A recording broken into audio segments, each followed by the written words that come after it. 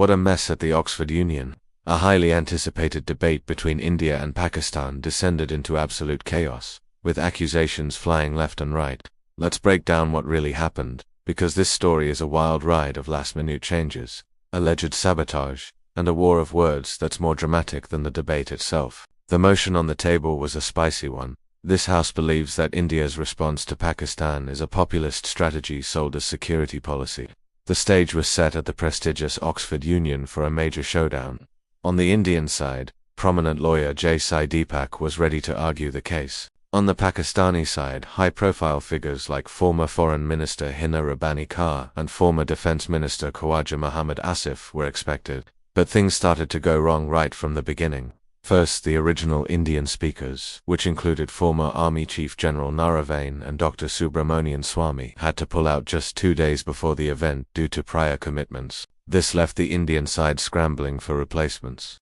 Sai Deepak, who was already on board, quickly rallied support, bringing in Manu Khajuria and Pundit Satish Sharma, both based in the UK, to form a new team.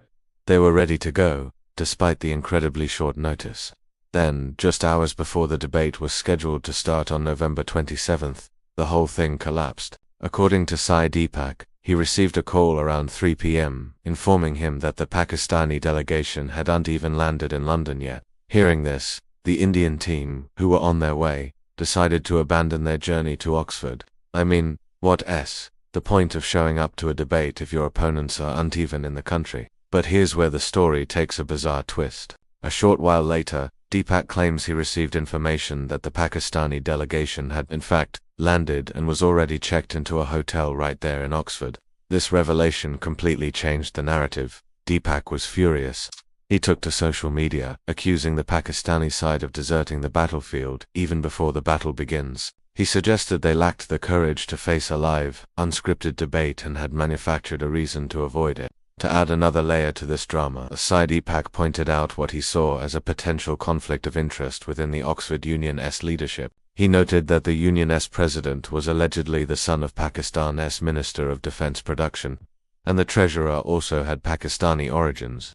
He expressed his disappointment, stating that the prestigious institution was being dragged in muck and was acting like a mouthpiece for the Pakistan High Commission. So, what was Pakistan's side of the story? The Pakistan High Commission in London released a completely different statement. They claimed it was the Indian delegation that had withdrawn at the last minute. They framed this as a walkover for the Pakistani side, suggesting that India lacked the confidence to defend its security policies in a neutral, intellectual setting. They conveniently left out the part about their own delegations, travel issues, and the last-minute confusion. So, who are you supposed to believe?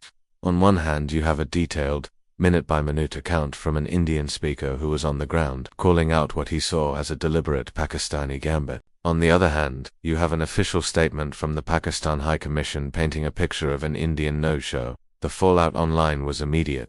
Indian lawmaker Priyanka Chaturvedi joined the fray, tweeting, "Pakistan is crying again over an Oxford Union debate. This is for the record. Once again they have proved to be liars." Her post summed up the sentiment of many who felt that Pakistan had deliberately sabotaged the event to avoid a difficult conversation. It's a classic case of he said, she said, but on an international scale. Did the Pakistani delegation get cold feet and use travel delays as an excuse?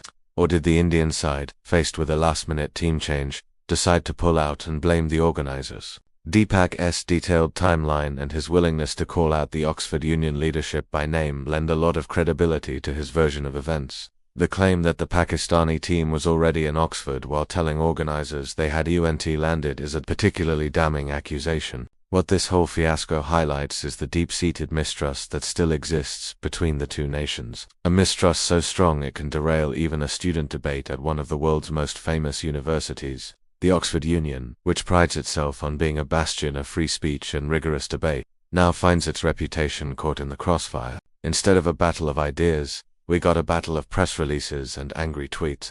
It's a real shame, because this could have been a valuable opportunity for a genuine exchange of views. The topic was incredibly relevant, and hearing reasoned arguments from both sides would have been enlightening for everyone. But instead of an intellectual debate, the audience got a lesson in political maneuvering and public relations spin. So, what do you think really happened? Was this an organizational failure, a deliberate act of sabotage, or just a series of unfortunate coincidences? It seems the real debate is now happening online, not in the halls of Oxford. Let me know your thoughts in the comments below. It's a messy situation, and it seems unlikely we'll get a straight answer anytime soon. But one thing is for sure, it was a missed opportunity for dialogue and a PR disaster for everyone involved. Thanks for watching, and don't forget to subscribe for more deep dives into the stories making headlines. See you next time.